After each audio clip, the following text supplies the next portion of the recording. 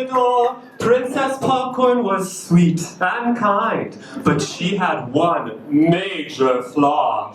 The one she truly loved was indeed herself. Alas, she was incredibly, unbelievably vain. Yeah, applying makeup is definitely a kind of meditative process, and from going from my boy self to this creature, it's usually a very calm and quiet time for me, and at the end, it's usually when I put on the lips, that's like the completing stamp, and then I feel like I've become popcorn.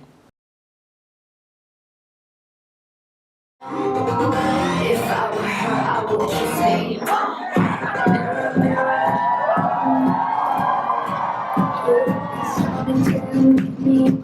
never mind, screw hell, 'cause I've had somebody better. Never mind, screw hell.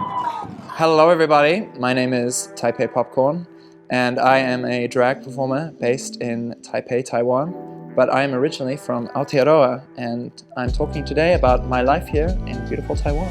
Yeah, so the birth of Popcorn was at a music festival on the east coast of Taiwan.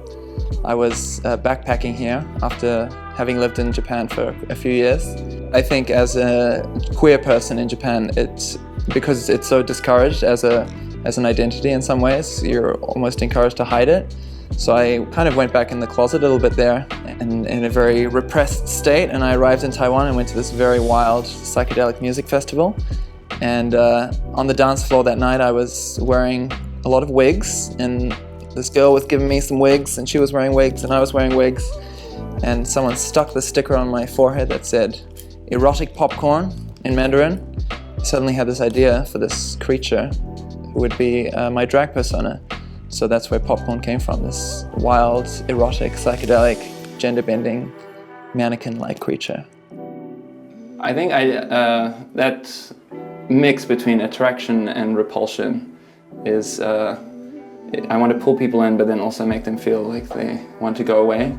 So it's kind of playing with that ambiguity and just making people think about appearance and gender, and I think when people are confused, it makes them think. So I want to make people think and why they feel this way, and kind of stir up and make them feel uncomfortable. Where's my queens? Who is the queen?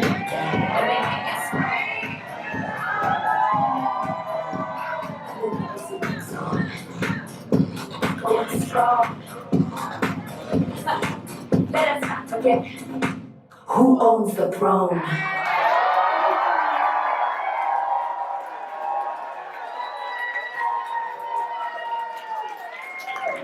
At first I was just called Popcorn, that was my original name. Because of that sticker on my head that said erotic popcorn, it purely came from there, but the more I thought about the name, I just really loved that image of this kernel full of energy and density, because that's how I felt at the time. It was building up, and then it just kind of got so hot and it exploded into this big, voluptuous, crunchy, delicious, salty flower.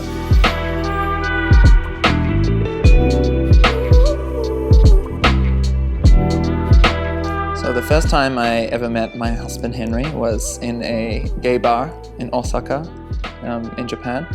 We were living there at the time. We went on one date and we were both very guarded and stiff and awkward, and then we didn't see each other again for months.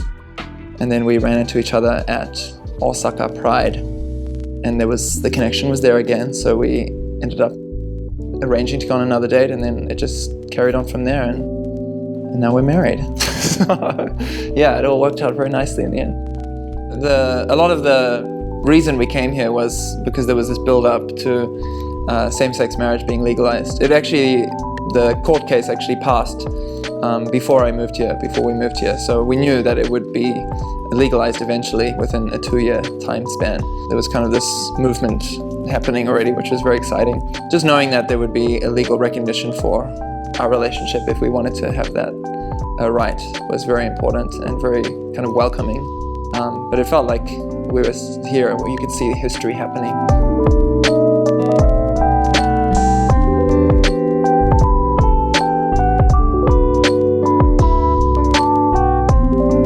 My very first impressions of Taiwan, we came to visit here twice before I actually moved here.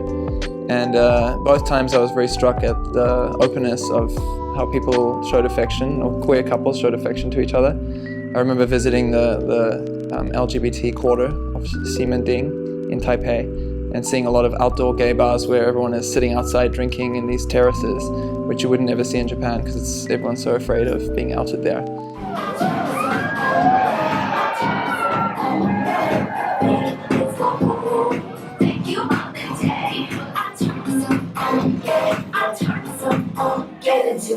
When I go out in public and I want to make people question their values and their ideas about how we should behave and what's normal and what's appropriate.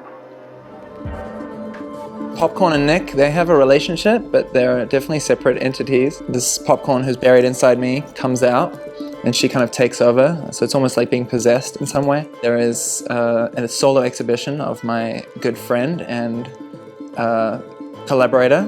His name's Su Hui-yu, and he is a film director, and he is doing his solo exhibition about an upcoming film with the working title Future Shock 2. I cooperate with the performer Popcorn many times in Taiwan, and he's a very influential drag queen performer in Taipei.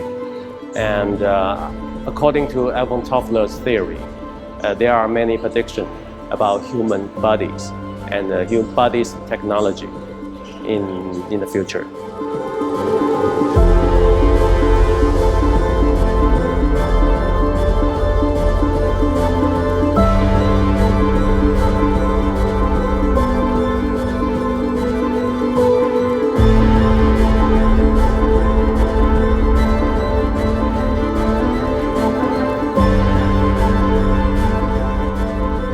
I think for me, contemporary drag it's almost like a playground or an experimental lab. It's a space where you can explore gender in a pretty safe and fun way. So anyone can do drag. It's not just gay men, it's straight men do drag, gay women do drag, transgender people of any description do drag.